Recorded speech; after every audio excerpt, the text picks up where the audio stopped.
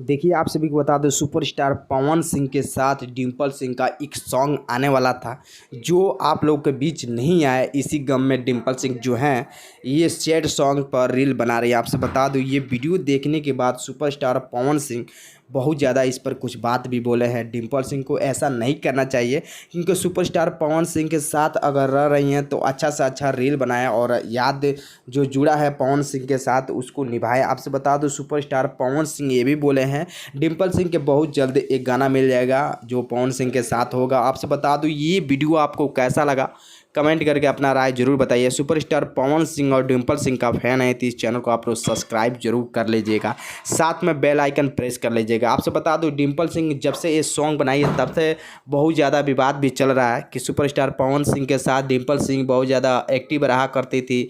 जिस लड़की से सुपरस्टार पवन सिंह बहुत ज़्यादा सॉन्ग भी किए उनके साथ, अभी क्यों उनके साथ सॉन्ग जो है रिलीज नहीं कर पा रहे हैं, इसके बारे में तरह तरह के जितने भी पवन सिंह के फैन हैं अपना अपना बात को कमेंट में डाल रहे हैं। तो क्या आप लोग भी सुपरस्टार पवन सिंह का वीडियो देखते हैं या नहीं देखते हैं, कमेंट में अपना राय जरूर दीजिए।